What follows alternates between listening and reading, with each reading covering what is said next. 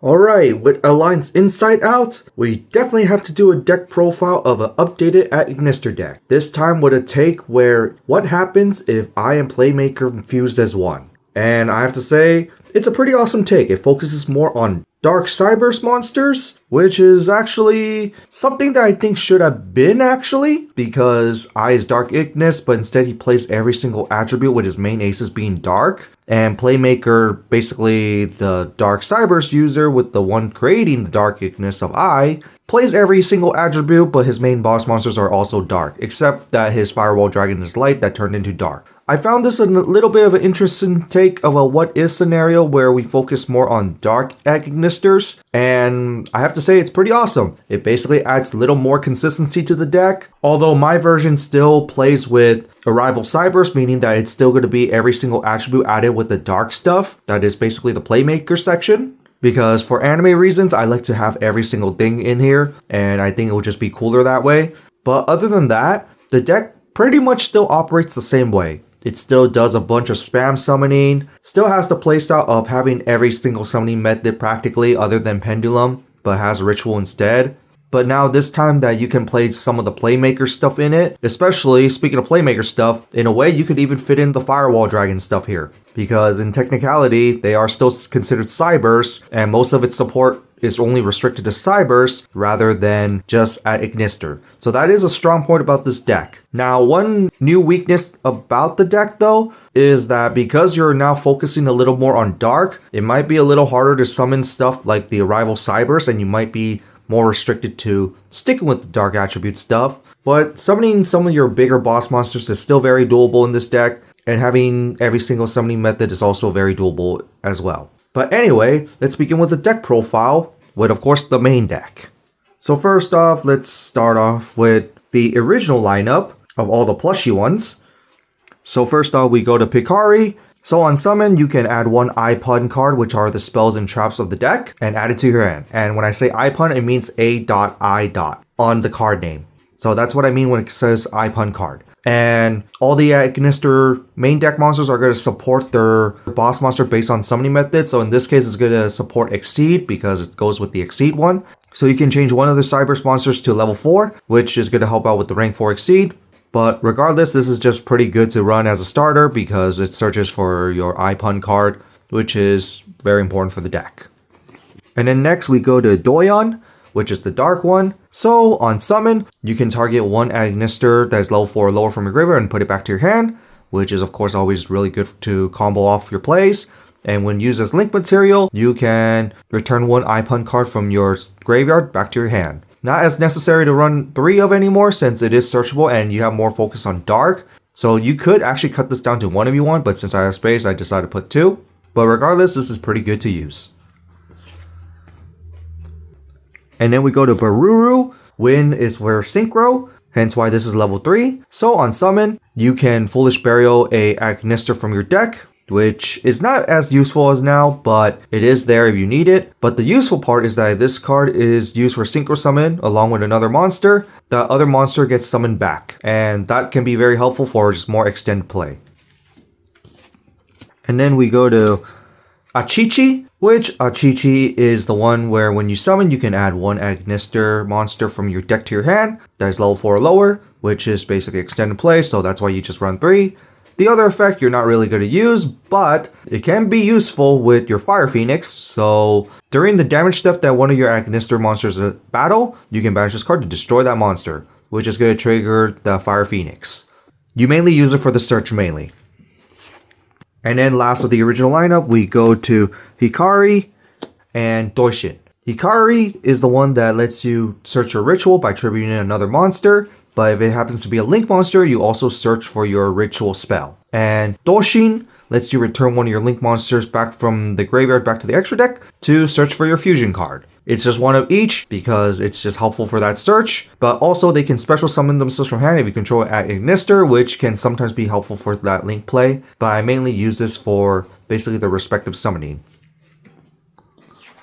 And into the power-up lineup, so first up we go to Dunmari Agnister. So when a battle is involved with an Agnister monster, you can special summon this card from your hand. This being 2300 attack is very important as your main aces are all 2300 attack, and there's actually a lot of cards that revolve around it. But the other part is that as a quick effect, if you control Link 6, aka the Arrival, you can banish it to negate one of your opponent's monster effects. It's there if you need it, and it's just another Foolish Burial target, so I just run this as one of, but not completely necessary. But I still like to have it just in case. And then we go to the level 8s, Gustari and Guchari. So both of these have 3000 defense, one of them has 3000 attack, and I like to use that 3000 attack because I still have Paladin of Cyber's Dragon, but that's also because I don't have the level 1 Cyber's Tuner, that is Ritual.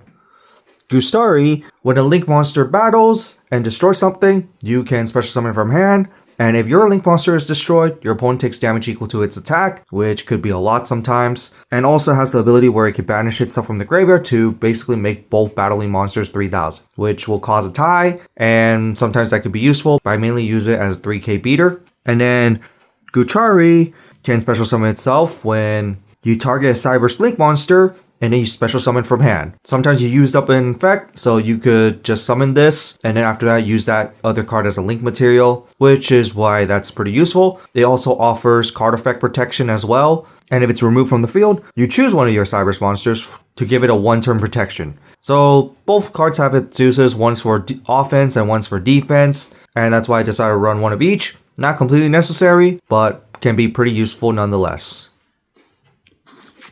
And now to the Playmaker portion. So first off, we play the backup Agnister. This is a must run 3 of. So not only that it's a level 3 tuner, which will help you with your single play, but it can also special summon itself if you control a Cyber's monster from an extra deck, which is a extra deck heavy deck, so you're guaranteed to do that. With the second effect where when you summon this card in normal or special summon, which will be triggered by the first effect by default, you can add 1 Dark Cybers from your deck to your hand and then discard a card. Of course, both effects are hard ones per turn. That is actually pretty strong because it's just special summon that can add more stuff, and that more stuff that you add could be even more summon. It's just too bad it has to be Dark Cybers, but this is the Playmaker portion, so it does focuses on more Dark Cybers, and this is just more extended play, so you just have to run 3. And then continue off, we go to the Wizard Agnister, which is of course the Cyber's Wizard. So when you summon a monster from the extra deck that is Cyber's, you can special summon this card from your hand, along with another Cyber's monster from your graveyard, that is Dark. Once again, even more play, and if this card is in your graveyard, you can banish it to switch one of your opponent's monsters to defense, which is the original Cyber's Wizard as well, switching your opponent's monster to defense. But this is just useful for more plays, hence why you only run 2, but it's only more restricted, but it's also searchable. And then finally to the new lineup, we go to Kirukiru Agnister, which is basically a new version of Link Karibo. So it has the typical Karibo stats, and it's also dark, and it has the ability to summon itself from hand or graveyard by attributing an Agnister monster. But if it does leave the field, you must banish it, so it is a one-time use. And it's a Karibo, meaning that it's going to protect you at least once. In this case, protects one of your Cyber's monsters from the extra deck once from a card effect. Could be useful if you need it, that's why I run 1. And also, you can Foolish Burial this as well, and you can do some target missing, so it's just there if you want to. So that's it for the monster line. And now to the boss monsters, which is the rituals. So first off, I still run the Paladin of Storm Dragon because I do not have the level 1 ritual tuner, but it could still be useful because of a new monster. But you just summon it. You're not going to be using Cyber's Ritual, but you're going to summon it through your new monster from the extra deck. But it has the ability to tribute itself to special summon a level 5 or higher Cybers from your deck or hand, which could be your big beat sticks, hence why I decided to run it along with this. And then to the Ritual Agnister, Water Leviathan Agnister. So this one on summon, you can bounce back all the 2300 attack or less monsters from your opponent's side, which could be quite strong. Of course, this was meant to go up against the Code Talkers, but whatever. With the second effect where you can return as many Link monsters from your graveyard back to the extra deck to shrink down one of your opponent's monsters' attack to 0. And also on attack when it battles, it halves the opponent's monster attack, which is actually pretty nice to run stuff over, hence why I still kind of like this card. And also I like to have every summoning method, so I still decided to run it.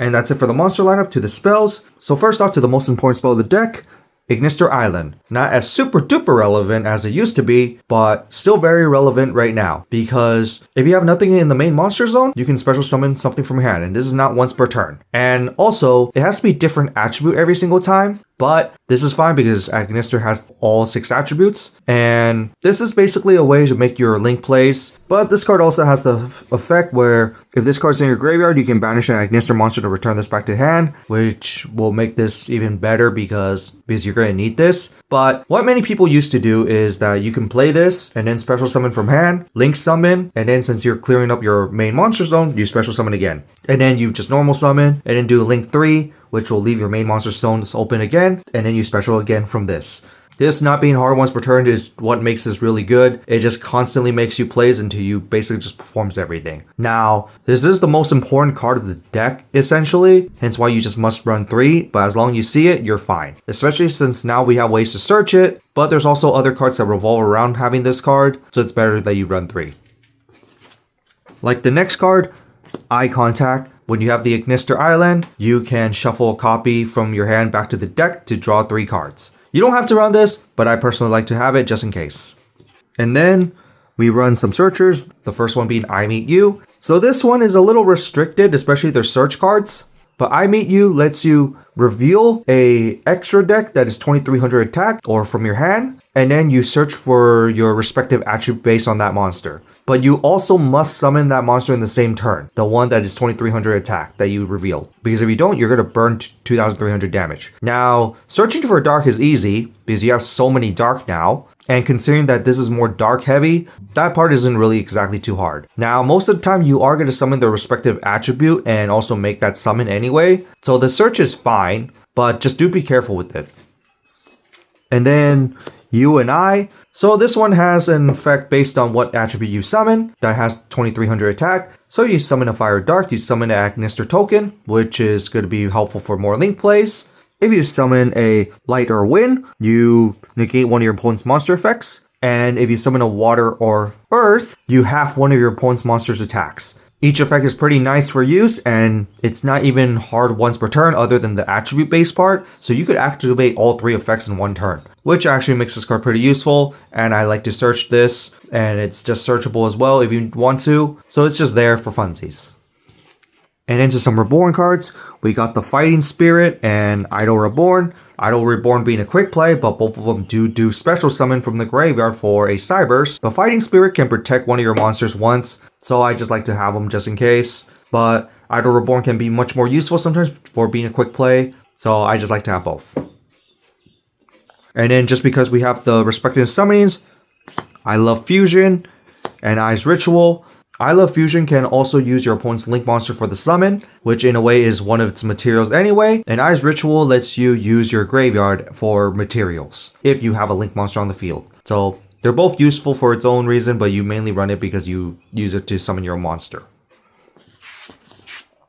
And then lastly, for the Playmaker spell, Eye Contact. So this one, you can reveal one Cyberse monster from your hand and then apply the following effects based on the attribute of the monster. So if it's a dark, you summon the dark monster and then you search your deck for a non-dark and add it to your hand. But if it's a non-dark that you reveal, you return that back to the deck to search your deck for an Ignister that is different attribute to that reveal. So it's just more consistency, but you do have to have something in your hand, so that's why I only decided to run 2 of these. And of course, having dark is of course better, but having that little exchange is also quite helpful. But it's just more consistency if you need it, but not the most consistent because it is a little more restricted. And then to add more consistency, Silent Mining, because it's basically the Cyber Searcher for any deck, but you don't need to run 3 considering that you have all the searchers in your deck already, so just 2 is enough.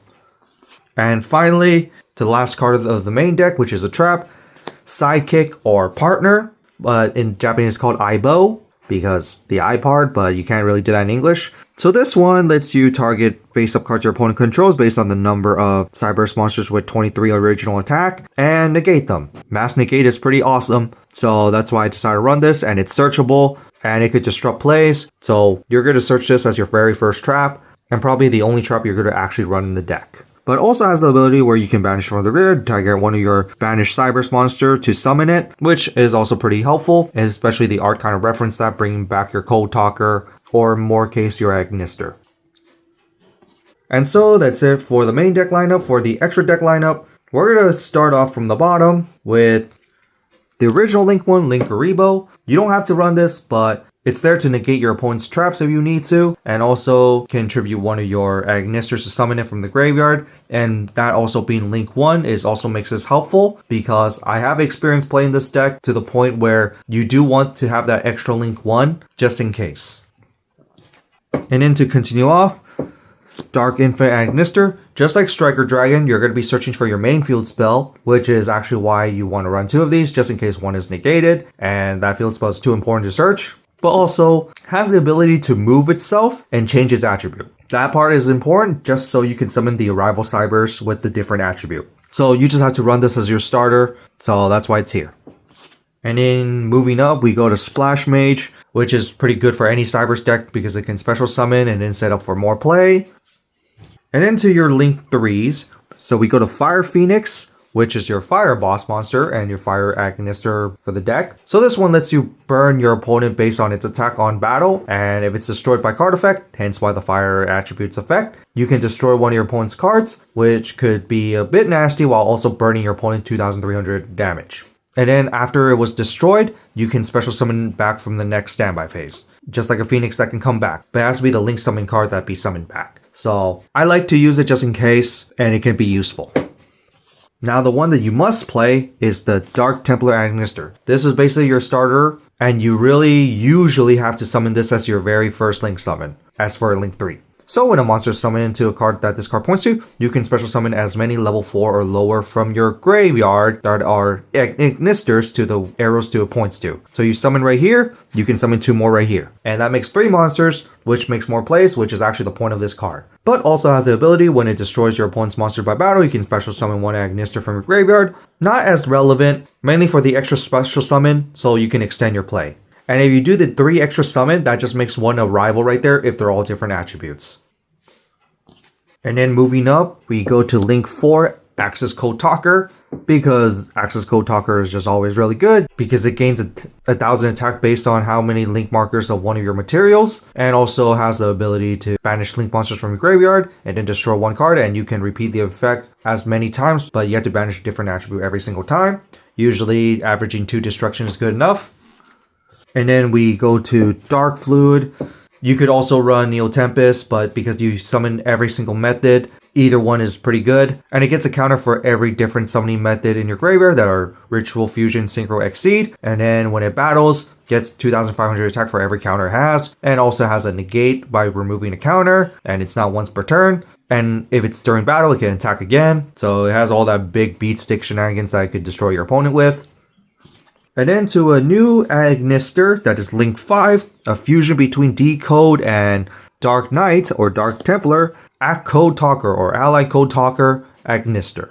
Being a Code Talker is also relevant because of the name. So on summon, you can summon as many 2,300 attack monsters from your graveyard to the arrows to it points to, and this card gets 500 attack for each, which is a reference to Decode Talker. But you cannot special summon monsters for the rest of the turn, because this already summoning 3 might make it a little too OP to do even more summon. And also has the negate effect, where you contribute one of the cards that it points to negate a card effect. So it could be a big beater while also negate. It's basically a combination of Dark Templar and Decode, because summoning and then having negate and also gaining attack, pretty awesome. And then finally to the last Link monster, the Arrival Cybers, the ultimate Cybers monster, being a Link 6, and you must use at least 3 monsters with different attributes. So that might be a little hurtful because of the dark focus right now, but first off, it gets an extra 1,000 attack for every Link material you use, and if you use Dark Templar with the other 3 materials, that's 4 materials, which equals to 4,000 attack, which that itself is already pretty good. But also is unaffected by our opponent's card effect, which is also very huge, and also has the ability where you can destroy one of your opponent's monster and then special summon an Agnister token that's also dark, which could be its more Link play and just pretty good beat stick that has high protection. And then continue off to the other summoning methods. So first off, we go to Earth Golem Agnister.